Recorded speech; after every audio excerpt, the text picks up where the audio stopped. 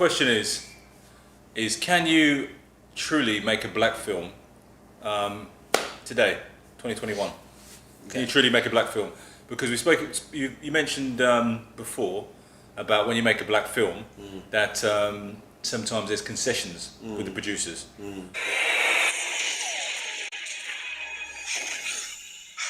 Yes, we did it. Yeah, so can it be truly black? Yeah, in the sense of, in like Japan, when they make a Japanese film, they're making it for the Japanese audience.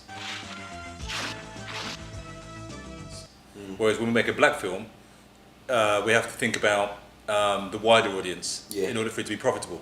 Yeah. So can you truly make a black film? It depends if you're talking about Hollywood, UK, or Africa, or where.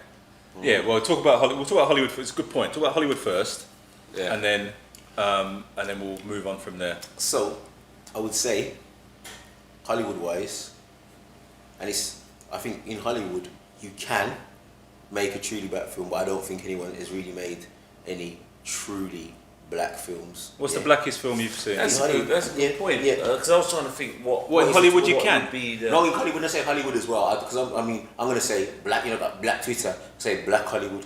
Do you get me? Because now you've got black production house. What's his name again? My man's got his own production place now. Oh, Tyler Perry. Tyler Perry. Yeah. But we all know, or we don't all know. But so I'm not going to assume. But it would seem that to some degree there is a level of compromise in the productions that Tyler Perry makes. I'm telling you that I want you. Do you get what I'm saying to you? Like, he does things that are modern, basically. There's things you've got to do now that all films have. So like when we watch films now, it used to be back in the day, you'd have to have one black character in a film, even that person got killed within 2 minutes.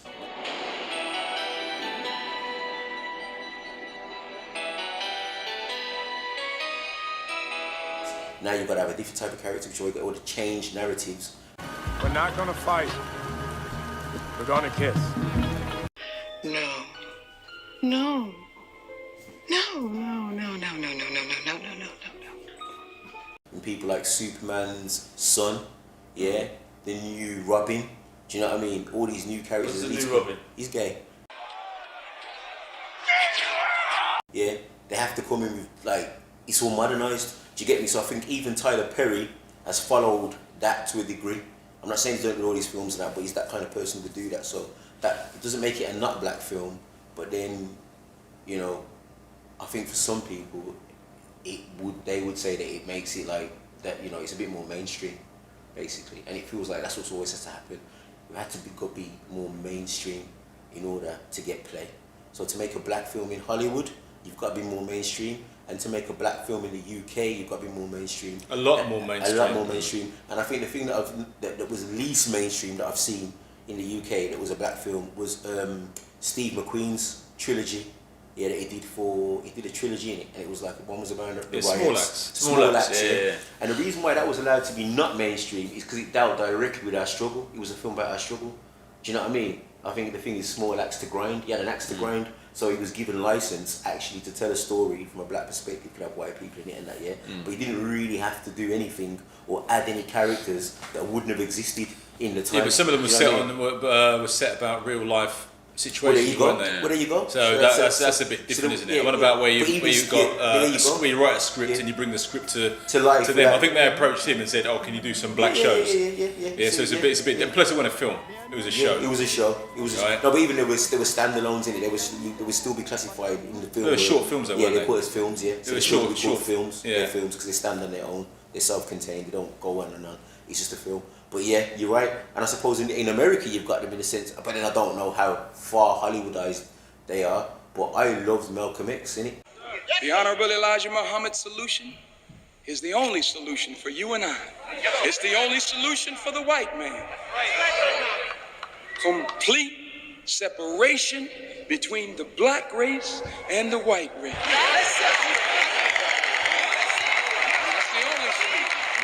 I don't feel like there was really any, but I don't know.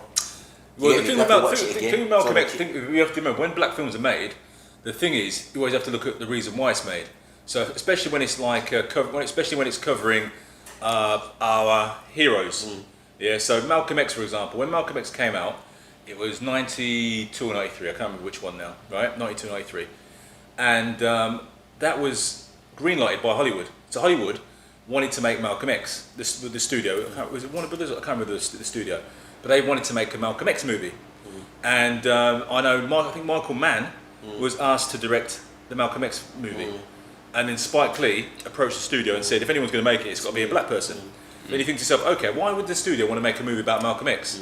But then what people say is that around that time, that's when Farrakhan was on the rise. Oh, right. Because Farrakhan made a speech. Farrakhan made a Makes speech sense, a few years before that, I think in Madison Square Garden. Black people in Hollywood showed up at a $50 a plate dinner, and the TV scanned to see who was there. And the next day, some of those black actors were being threatened just for being in attendance. They didn't say anything.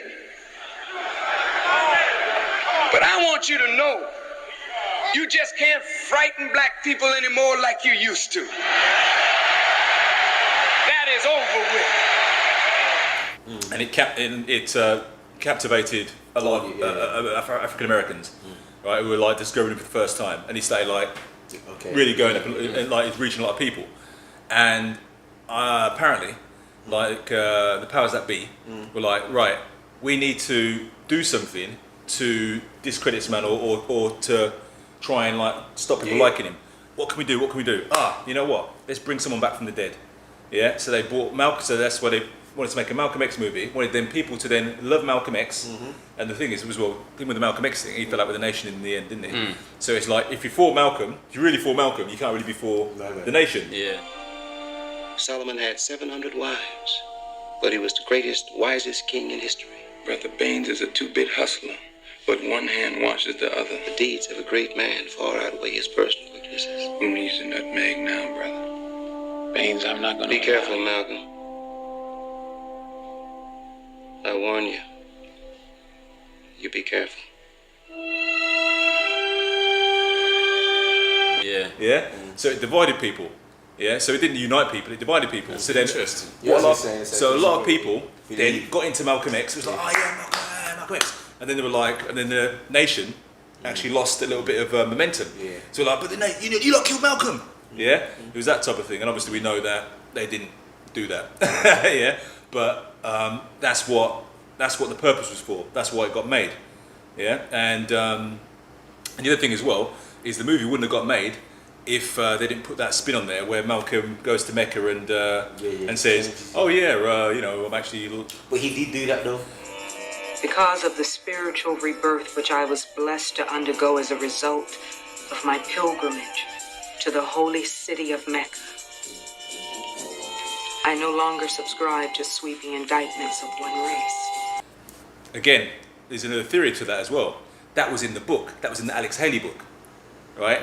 And apparently the Alex Haley book couldn't have got written if it didn't have that part in there. Oh, is it? So you had to have that in there? Real? Oh, is it? That's why, apparently, again, look it up, guys. Yeah, apparently that was in there because Malcolm X did say he was willing to work with white people and everything else, like when he left the nation. Yeah, but I can't see. I don't think there's any video where he's saying that. A video where he's saying that. I think the reason he says he goes when he actually went to America. I think the reason you have to look it again. We'll have to see. But I'm pretty sure that there is because I've read the book. I think as well. he does. I think I've read the book and he said he met other Muslims. He said he met other Muslims. Yeah, but in the movie. The spin they put on there that he went full circle. Okay. And was on some kumbaya. Well, anyway, I think the general when in reality, is he wasn't only kumbaya. He wasn't only kumbaya business, right? He was still the same person. He was just like, look, I'm willing to work with some people who are good. Cool. Or, yeah. But there was concessions in the movie. Yeah. And so then there was concessions. Okay. So then moving on to this, so that Everything that he said was true. So the nearest thing I have seen to black films, again, I think I said it in the comments. British black film? No, British black. British black films is small acts. Yeah. British black films is things like small acts. There's not because even we'll enjoy it in it because we can understand it and we can understand the British black film because we are British blacks. Yeah, we know ourselves that we make concessions every single day in our lives. Do you know what I mean? Right down from if you're a big man like Dominic or you hit the gym and that.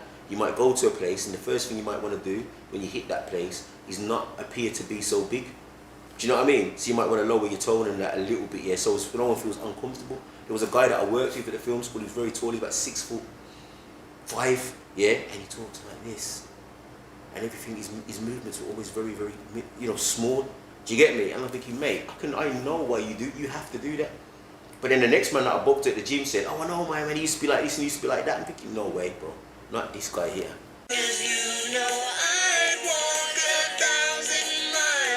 So yeah, in the West, as I think I said in the comments, yeah, we always will compromise because you are African Americans, yeah, and we are Black British, and the concession is in the Americans in the African American parts, and the concession is in the British in the Black British part. In order to get our films made, yeah, there has to be something in there for the host countries that we live in.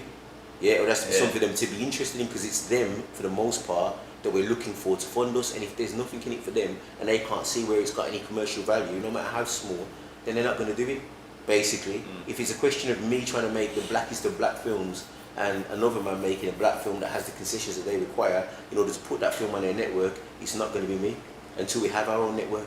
Black, black, black. Black on black, black.